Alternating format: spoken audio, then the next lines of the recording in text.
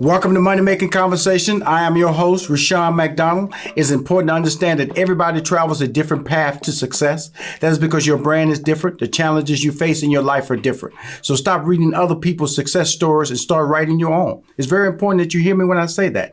Now, you can be motivated by their success. Read it, understand it, but don't try to copy it because their stories can offer other direction that may not be a benefit to you. But they can't allow you to set your goals and your planning and give you committed effort. My next guest is a young man who's always been on the journey and known him for a long time, Dr. Fredrick Jacobs. He holds a number of degrees, including a bachelor's in business administration, a master's in counseling, and 2 doctorate degrees in theology and counseling. He is also a pastor. Dr. Fredrick Jacobs is the CEO of Celebrity Soul Food, the fastest growing soul food chain in America. The varied menu features local flavors and caters to a diverse crowd, including meat lovers, vegetarians, and vegans. He is putting the restaurant brand on the fast track for a 200 location rollout goal. Please welcome to Money Making Conversation, Dr. Fredrick Jacobs. Good sir, how are you? Look at that smile. Love it, man. Look at that. That's why I had to go on video. The smile cannot be seen in audio. How you doing, my friend? Mr. McDonald, first of all, let me tell you, I'm absolutely excited, and it has been such a long time since we've seen each other. So last time I had you on my show, KJLH 102.3 out in LA, which is owned by Stevie Wonder, and I have to tell the whole world, because this is my claim to fame and my testimony, man. Not only has God been amazing, but you, sir, you changed my life and blessed my life, because I made this commitment to you on radio about what I was going to do at this nature, and you told me about focus. You told me even about the things that you intro with just now about, listen, being transparent, owning your lane, owning your world, be yourself, be authentic, and go after everything that you're skilled and you're promised and passionate about. And I did that, my friend, and that's why I'm standing here today, and I'm excited about it. Well, you should be excited. First of all, I'm proud of you, because our journey goes way back, to the catering days, when you had the one title of chef. Tell everybody about that moment, and because it's a proud moment for me because of the fact that that's what I do, man. I meet people, and I encourage them to seek their greatness and allow them to understand that hard work tied to that passion can have this conversation we're having today about a 200 restaurant rollout. Talk about that first initial contact. Well, that first initial contact, first of all, you found me. Literally, I was catering at the time for these celebrities. I catered for Steve Harvey when I kind of do it first. And just the fact that, you did something for me that I feel like many people struggle in or they don't do. And I think this pandemic really should have put people in priorities, because out of all the things that you was busy doing, you took a second and you stopped in the middle of everything. And I'm talking about we in an arena and everything was pushing and moving, and you stopped and you saw something in me and you had a conversation with me, and you cared enough to see it in my life and to hear and to evaluate and to inspire me. And it literally changed my life. My first encounter with you was absolutely what I needed. It said, listen, stop dreaming, get up, get pushing, get moving, because you can do something great. And so my first encounter, man, is it's been amazing. Well, thank you. The beauty of who you are, man, is that you wanted to know how to be great, how to be successful. How did the food taste? Did it meet the standards? A lot of people, they don't want to hear any potential negative statement or any particular criticism. And there was nothing negative, but you're willing to hear that. And that's why you're in the position now. So you're in the middle of COVID. Nobody saw COVID coming. I had different plans for 2020. They got kicked to the curb. Now you're in the restaurant business in California. Talk to us about the drama that came over your dream. Well, I'm going to tell you something. What I'm really proud to say and I'm thankful about is not only working the principles that I knew to do in the skill set, but meeting people like yourself. I looked at scalability. When I looked in the marketplace, even, circumventing the pandemic, I looked in the industry and I saw a gap. I saw that in all these years, no one had never emerged as a leader. No one had never scaled what I call scale the pinch. And so I got in my lane. I became very focused. And I did what you said. I didn't try to be the Joneses. I became the Joneses. Absolutely. I got it in my pocket and I started working it. And amidst the pandemic, we have grown about 140%. And we did that by finding a place in the marketplace, working our skill set, staying focused, but people get stuck. And what we're doing is we're providing a vehicle for people who, in the midst of this pandemic, I think they situated their priorities and say, you know what? I've been dreaming. I've been working for others. I've been doing all type of things, but I've done nothing for myself. You know, at the end of the day, I've not moved forward in my dreams and my passion. And so the people that I encounter today is I help them get unstuck. I help them move forward in their lives, much like you did to me. So I'm really paying homage and thank you by working in my gift, saying, thank you for taking time for me as I take time now for others. Well, I'm taking time again to promote your brand because you're so credible to me. So let's talk about before we get to the menu, let's talk about the celebrity soul food story, because the menu is diverse, meat lovers, vegetarian, and vegans, which lets me know why you've been successful, because that vegan has been a big push during the pandemic. Vegetarian menus have been a big push during the pandemic, because we all know during COVID-19, African Americans, they're not saying it publicly, but African American and people over 65 were overtly affected by, and still is being overtly affected by the pandemic. Right. That's why Trump was still holding rallies, because he knew his fan base wasn't African Americans. So with that being said, you launched the Celebrity Soul Food Store. Tell us how that dream came about and how we got to today before we get into the menu. Well, you know, for me, I think I wanted to make sure that soul food actually get its rightful place in history and really get paid homage to. Because I'm gonna be honest with you, and it's just true transparency as a CEO. It's been serviced so poorly.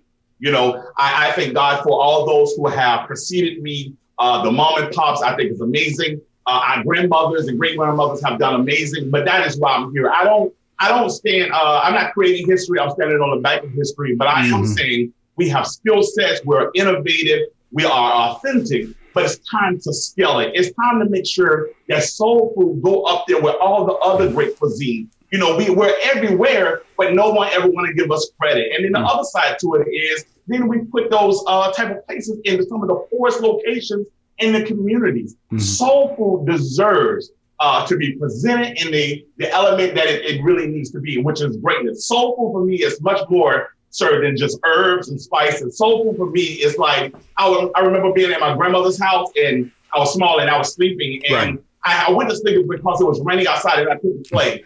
And all of a sudden this aroma, it just woke me up. And I went in the kitchen, my mom and grandma was in there and I was tasting this pound cake and it was amazing. And all of a sudden, Rashad, the sun came back out.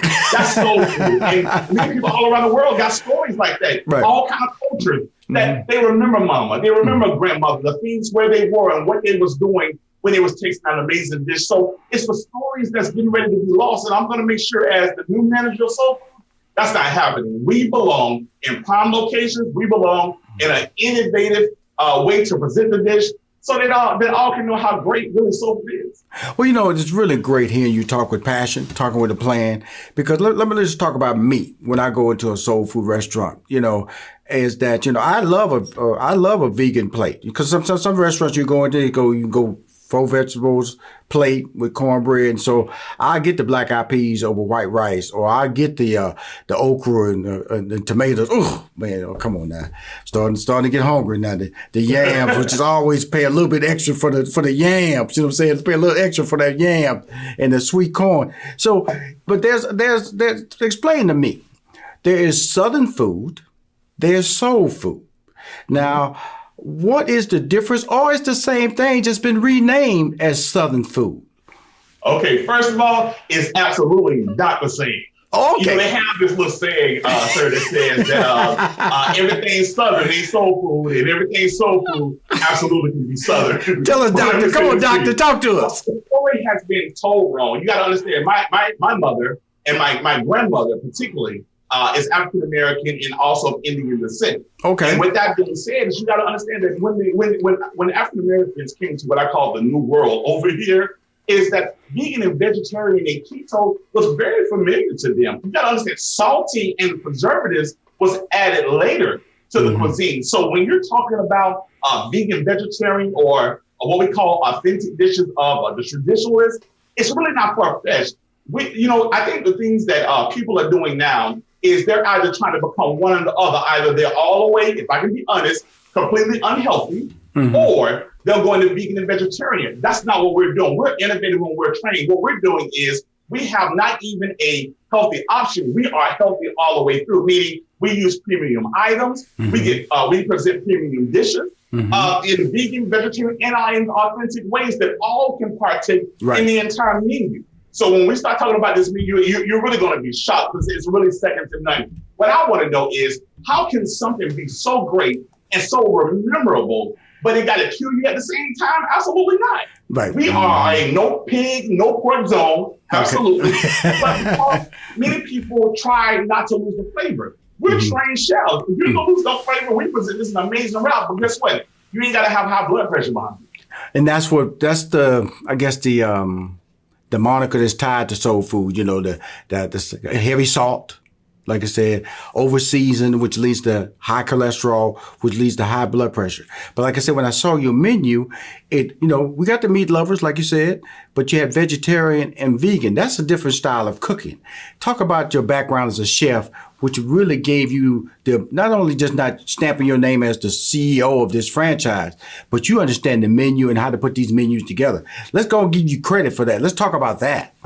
Well, one of the things I did, and this is where I can really pay homage to some great people. When I started on this journey, not only did I train under some of the best chefs in the country, but I spent 5 years traveling throughout the United States, all the way from Alabama, Louisiana, Mississippi, Florida, talking to some grandmothers and great-grandmothers and sitting down with them, learning, first of all, before I put my hand to these dishes, what's the authenticity of the dish? What's the history of the dish? How did this all come about? Then what I did is, Rushion, I speak, because this is where it gets tight, but this is where I want to be honest and be open with people, because it's hard work. And when I met you, you didn't tell me it would be easy. You told me put in the work, invest in yourself. So what I did is I spent over $1.6 million going into a kitchen, scaling that pitch, because you got to remember, back in the day, all they told us was, hey, I put love in a little bit of this, a little bit of that. You can't scale that. You see, unscalable business. You see, so what I did is I spent the resources and I invested in myself. I invested in this project, and we went into the kitchen and we got the nutritional facts. Then what I did is I leveraged the relationships so that we can get a hold of the premium items, the premium oils, the premium flours, the things that are necessary that take you to the next level. And that's what we present to our franchisees into this world. We are not grandma's food. We are grandma 2.0. We grandma on steroids. Best believe it that way. Well, we take the authenticity of the dish and we elevate it and we innovate it so that, it can be presented with all the other great culinary cuisines. Well, this what excites me. I've seen taco restaurants expand, Mexican restaurants expand, hamburger, chicken, in my lifetime. I've seen Popeyes grow. I've seen Chick-fil-A explode in my lifetime. You know what I'm saying? I've seen Golden Corrals go across this country, And so now, but why now? Why hasn't that happened? Was it the technology? Was the principle? Like you said early in the conversation, a lot of times quality restaurants like that are buried deep in the black neighborhoods. They don't have the sense of technology saying that we're going to do DoorDash, we're going to do Uber, we're going to have the technology. When you walk up there, you got iPads and all these things. What did you see? What research did you say that set out and you say, man, we can do this. This is time for, this is our time. This is the celebrity soul food time. Well, one of the things that I saw is, Rushion, and again, this goes back to, kudos to you, man, is what I saw in you is, people gotta stop thinking too small. You know what I mean? When I set on this thing, I didn't set out to open my restaurant. You know what I mean? This has to be life-changing, and it has to be inspiring for all. There's room at the table. So the first thing that I did is, first of all, I built relationships with an amazing developer, because the location, we say it matters, but it really does. But you have to find prime locations. The other thing that you mentioned is technology. People are so behind. The millennials and those that's coming behind them are on their apps and on their phone. They want great quality and they want it fast. They want to be on their phones. They want to move with technology. And so we added that to our restaurant dynamic. We went as far as even implementing robots inside of our restaurants that assist the servers, which is the second to none, providing that great technological experience.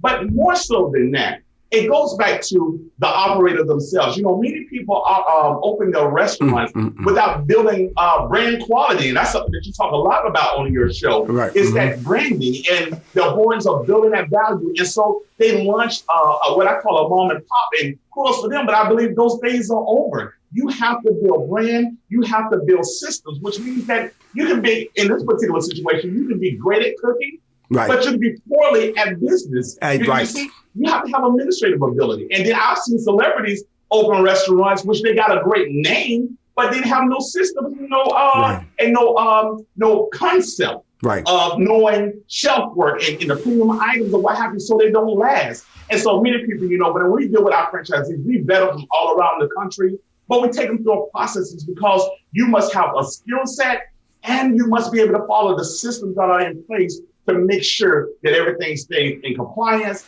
that no matter where you go at in the world, that you always get that consistency of that greatness that you really love. That is so important. And thank you, Doc, when you talk about this, because like I said, you know, you see Wingstops out there, you see the Fredrickers out there, you see all these hamburger places that are popping up left and right.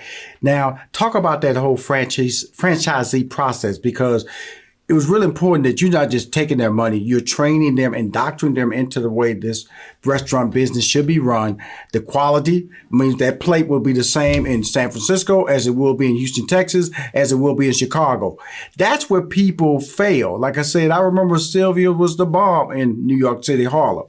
Then it went out to DC, it expanded to Atlanta, maybe, that was it. You know, and that's where the business conversation comes in. So that's why I was excited to get you on the show. I want to be a part of putting the word out about your franchising capabilities. But let's talk about that whole thing that you talk about, that nurturing, that business nurturing that you're talking about in the whole celebrity soul food franchisee model.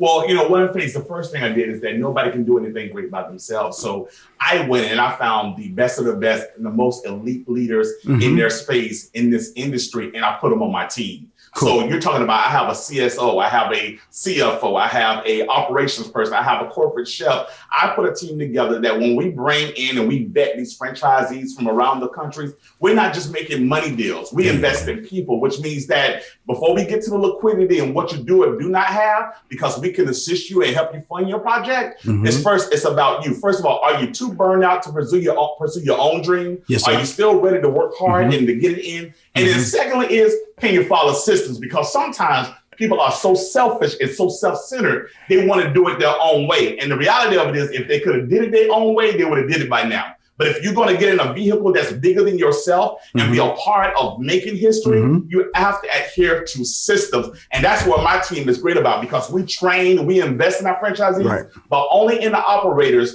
that are willing to adhere to those boundaries. Because the reality is this, it goes back to the mom and pops. You know, you can go in on Monday and let's say grandma's there and the food is amazing, but when grandma passes away, oftentimes what you find is that the kids mess it all up. The restaurant goes out of business. You know why? No systems in place, and nobody could ever scale grandma. No one could never package grandma. And that takes investing and that takes time. And that's what we've done. And that's what takes us to that next level. So when we invite people in, you know, we've got calls and applications. We probably get 1,000 a day, really, from all of people all around the world, from Dubai all the way to some of your biggest theme parks or whatever, and your individuals. But the reality cruise ships, you're gonna be on cruise ships too. This is about the passion and the love of the cuisine and wanting to present this in a way to say, you know what, thank God for grandma. And what they say, and grandma and them and all that good old stuff. And let's really pay homage to it and do it right. And we're doing it the right way. Well, you know, you said it, you know, theme parks, airports, you know, this is franchisee. This is the mindset that you're under, being able to do a 200 store national rollout. What is the mindset of that, Dr. Jacobs? Well, one is that, you know, the mindset in it is, first of all, unity and diversification, you know, inclusion. And that's what people mess up, is because they want to hold it hostage. Soul food is not a baby. It's grown. It's graduated college. It's an adult, right? But you're holding it hostage, and you don't want to share it with the world. And that's why they put it in some of the neighborhoods that they do. But this belongs to all people. There's a story that go with this. But guess what? From all cultures can participate in this. So we crossed over. It's for African Americans. It's for all those other cultures who are having to say, you know what? it's many things we may not agree about. But but one thing we can agree about is that we can come to this table, break some amazing bread, and we definitely can be thankful for an amazing God. And that's how I'm rocking it, my friend, is that how you have to think is scalability. How you have to think is corporately. How you have to think is outside of oneself.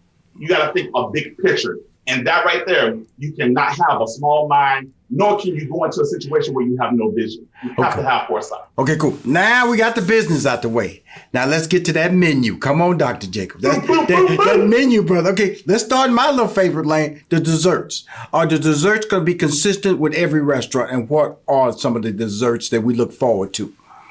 First of all the way across the board, I don't care if you're in California or you walk in Florida or you walk in New Mexico, you're going to find that same dessert and those same items. Just amazing. That's how we're rocking it. One of our greatest desserts that we have on the menu, but again, we innovate, is we have our red velvet bundt cake. But what we do is we infuse it with toffee, and then we top it with 24-karat gold sprinkles and an infusion of sauce with a homemade cream cheese icing. That, man, you know, back in the day, you used to say, want to make you slap your mom. And no, it'll make you go wake your mom up and say, Mom, I love you, but they beat you. You know what I'm saying? See, like I said, you know me. This is what I love about you, Dr. Jacob. As soon as I said dessert, you kind of like stood up, slid to the front of your chair. Look here, let me tell you about this red velvet bundt cake, a little toffee in it, little cream cheese on top, make you want to slap your mama. Now let's slide over to one of my favorites, because I don't eat meat as much as I used to. I still eat me some good meat now, but I love veggies. Somehow veggies have become part of my brand now. I will throw down. So you had vegetarians and you had vegans. Explain the difference in that, and how would it be presented on your menus? Okay, so take for instance, the vegan dynamic. First of all, one of the key items that many people who are traditionalists don't know about is like an amazing product called jackfruit. Right. And what we do is with jackfruit is that we jerk it. Everybody know what that means. You know what I mean? We create a jerk with it. But what we do is we don't just plate it. We don't just put it on there. We don't just top it with veggies or things of that nature. What we do is we have what's called a stuffed pineapple bowl, where we carve out the pineapple, we fillet it, carve it out, roast it off. Then we serve it over a perlo or a roll of rice, and then we infuse that topping with the jerk fruit. And we create our homemade what's called boss barbecue sauce, or a sauce of choice. I mean, we do mumbo sauce and so many others, and we top that item or what have you, and you can have a vegan item, but it's second to none. I mean, you're not eating on just normal plating. Everything is innovative. You have that, of course, and then for our vegetarians, I mean, we have so many vegetable items. Yes. You can have your collard greens, but this is where it gets really deep, is that you don't need pork. You really don't. All you want to do is make sure you have the flavor. So the way we prep and prepare our greens, you can still have an amazing green experience without all the fat, without all the meat product in it, so that you can still enjoy yourself.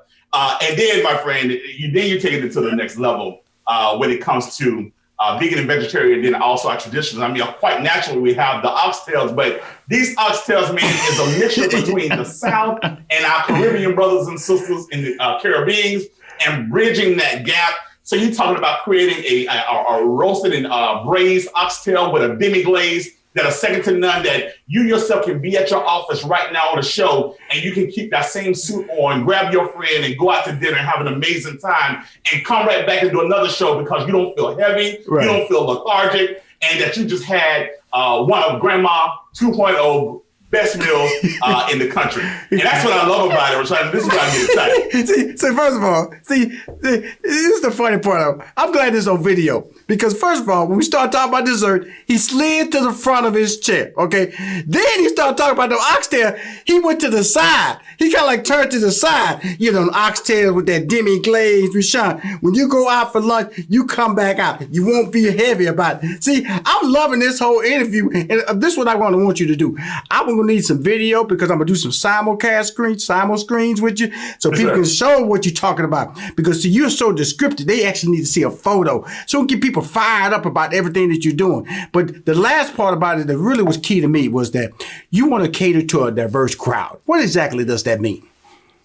Well, one of the things that mean is, first of all, sometimes people think when they're saying diverse, let me first correct this, they're thinking it's about ethnicity. But the first thing of it is different walks of life.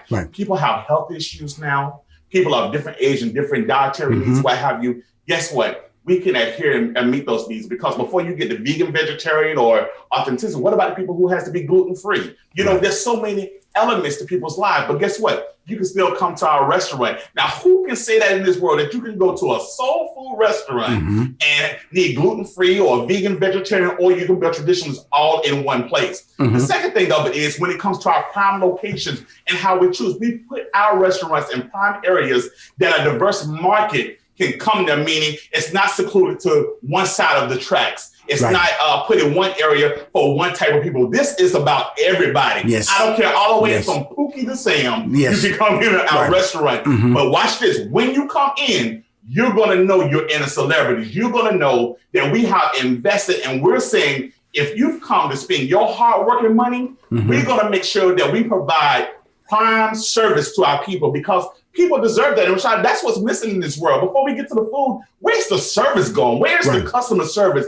People deserve that. People are hurting. People are spending their last. My God, if somebody come in your establishment to spend money, to invest back into you, service your community. And that's what we're about. All of our franchisees and us as a corporate office, we don't just take from our communities. We go in and we change our community. We become a catalyst of change there, meaning we help the sports teams. We help our first responders. We help those who are disenfranchised. So I'm excited about our philanthropy work that we're doing as well. So, you know, for me, I get real passionate about it because it's about time. I mean, this right here is past due. And I'm so thankful that I'm young enough and that I have enough strength in me. And I'm thankful to God enough that I'm still here to say, you know what, I'm going to help lead this charge, and I'm going to do all that I can. Cool. This show is called moneymakingconversation.com. The reason it's called that because I bring entrepreneurs like you on the show. You're a franchisee, 200 restaurant rollout plan. Tell us how individuals who listen to the show or see this show can get in touch with you. Well, the great news of it is, God, is that I do want to announce, you're talking about, we have over 40 restaurants that are in development. We're all the way from Atlanta, Valdosta, Florida, Tennessee, Utah, Mexico, California, and we're coming all over the map. So first of all, we are well on target to hit our 200 store rollout. But for those, man, and I do want to say that if you're serious, if you're saying, listen, it's about time for me to move into something that's greater than myself, and I need a team behind me, I need a partnership, I don't need a handout, but I just need somebody that can help me and support me and build some systems around me that I can do what I am passionate about. You can call us. Go on our website, celebritiessoulfood.com or celebrities with the YS, soulfoodfranchise.com, and all the information is there. Contact our office. Our admin team would be happy to vet and to take them through the program. But the last thing for me, Rashad, is one of my famous dishes that I just want to put out there, and I'm definitely going to see the video that we're known for. And, you know, everybody loved that fried chicken, right? Come on now. So we do what's called 24-karat infused gold chicken wings. That's second to none. I can't wait to feed them to you.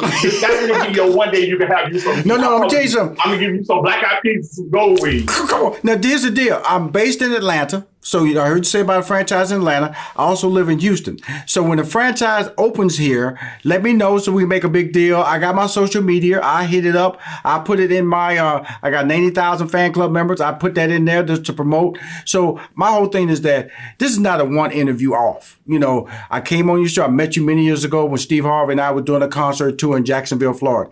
Then you invited me on your radio show. You said, hey, Rushion, this is my future. It's going to happen. It's happening. So I'm part of that journey, Dr. Jacobs. So when it starts happening in Atlanta, let me know. If it starts happening in Houston, let me know. When it starts happening anywhere, let me know, because of the fact that I have something called Rushion Eats on my Facebook, where I publicize outstanding restaurants around the country, take about 10 pictures so people get excited about it, show videos and create little videos. So I'm just telling you, I am 100% going to support your brand, and 100% I believe in you. And thank you for coming on my shows, letting me know, Rushion, I said I was going to do it. God has helped me. Now I'm doing the work that he's enabling me to do to make this dream come true. And I'm going to help you all the way. Okay, Dr. Jacobs? Thank you, sir, for having me. And again, thank you for remembering the day that we met. And I'm so glad and so thankful to God that you're a part of my story, my friend, because again, you play a big part of changing my life, man. So I'll see you at the top. Absolutely. If you want to hear more Money Making Conversation interviews, please go to moneymakingconversation.com. I'm Rushion McDonald. I'm your host.